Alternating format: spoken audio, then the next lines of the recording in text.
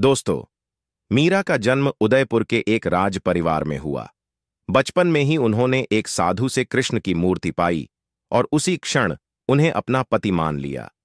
यह प्रेम खेल नहीं था, बल्कि आत्मा का जुड़ाव था। राजमहल के वैभव में भी उनका मन कान्हा की प्रतिमा में ही रम गया।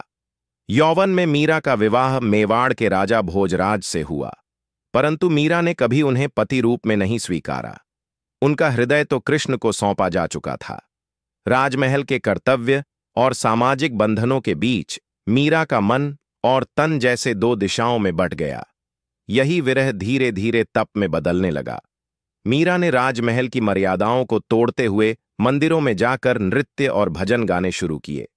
समाज ने इसे अनुचित कहा, पर मीरा को केवल अपने कान्हा की आराधना दिखाई देती थी। अब वह राजकुमारी नहीं, कृष्ण की दासी बन चुकी थीं। उनके गीतों में विरह की आग धधकने लगी।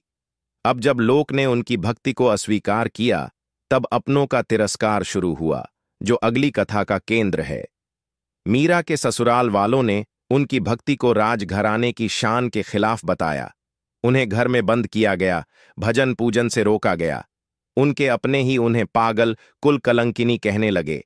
मगर मीरा की आंखों में आंसू नहीं, केवल कृष्ण का नाम था। मीरा ने राजमहल त्याग दिया और साधु संतों के साथ मंदिरों में रहने लगीं। अब वह भटकती थी, पर रोती नहीं। गांव गांव, मंदिर मंदिर उनकी भक्ति गूंजने लगी। इस त्याग से उन्हें शांति मिली, परंतु ससुराल वालों का क्रोध और बढ़ गया। राजघराने ने मीरा को भक्ति से रोकने के लिए विष देने का निर्णय लिया। मीरा को कृष्ण के नाम पर विष दिया गया, पर उन्होंने मुस्कुराकर कहा, जो भी तू दे प्रभु, प्रसाद समझ पी जाऊं। और उन्होंने विष को अमृत की तरह पी लिया। उनका तन कांपा नहीं, क्योंकि आत्मा कृष्ण में लीन थी। विष असर नहीं कर पाया। सब चकित थे। यह चमत्कार नहीं, भक्ति की शक्ति थी। अब लोग मीरा को देवी मानने लगे। जिन्होंने अपमान किया था, अब चरणों में झुकने लगे। पर मीरा को इन सब से कोई सरोकार नहीं था। वह अब केवल अपने प्रियतम की खोज में थीं। मीरा अपने प्रियतम श्री कृष्ण के नगर द्वारका जा पहुंची। वहां उन्होंने श्री रणछोड़ राय के मंदिर में भजन करना शुरू किया। अब उनका शरीर थका हुआ था, पर आत्मा अधिक जागृत। वे दिन रात केवल कृष्ण का नाम जपतीं और मंदिर की सीढ़ियों पर बैठी रहतीं। एक दिन मीरा मंदिर में गईं और फिर कभी बाहर नहीं आईं। कहते हैं, वे श्री कृष्ण की मूर्ति में समा गईं। वहां केवल उनकी चूड़ियां और वस्त्र बचे थे। भक्तों ने देखा, एक आत्मा जो जीवन भर प्रेम में तड़पी, अंत में अपने प्रियतम में लीन हो गई। मीरा तो चली गईं, पर उनके भजन, उनकी पीड़ा, उनका प्रेम अमर हो गया। पायो मैंने राम रत्न धन पायो, मेरे तो गिरधर गोपाल, दूसरो न कोई। जैसे भजन आज भी लोगों के मन को छूते हैं। उनका जीवन बता गया कि सच्चा प्रेम न सामाजिक बंधनों से डरता है, न मृत्यु से। अगर आप चाहें तो मैं इस पूरी कथा को काव्यात्मक शैली या पूर्ण कथा रूप में भी विस्तार से लिख सकता हूं। बताइए, कैसे आगे बढ़ें? यह रही मीराबाई की विरह और विषपान पर आधारित एक गहराई से जुड़ी हुई कथा की 11 से 20 तक की शीर्षक श्रृंखला, जो पिछले 1 से 10 शीर्षकों की कहानी को भावनात्मक रूप से आगे बढ़ाती है। हर शीर्षक एक दूसरे से जुड़ा हुआ है, जैसे नदी की धारा कभी न टूटे। मीरा जब द्वारका में श्री कृष्ण की मूर्ति में समा गईं, तो पूरा मंदिर आश्चर्य से नतमस्तक हो गया। वहां केवल उनकी रेशमी चुनरी और पायलें पड़ी रह गईं। यह कोई मृत्यु नहीं थी, यह तो प्रेम की पूर्णता थी, आत्मा का अपने परमात्मा में विलीन हो जाना। मीरा के समर्पण की कथा तीर्थों, आश्रमों और लोकगीतों में फैलने लगी। संत और साधु जहां जाते, मीरा की भक्ति की गाथा सुनाते। गांव की औरतें उनके भजन गाकर विरह का दर्द बांटतीं। मीरा अब केवल एक राजकुमारी नहीं, जन जन की आत्मा बन गईं।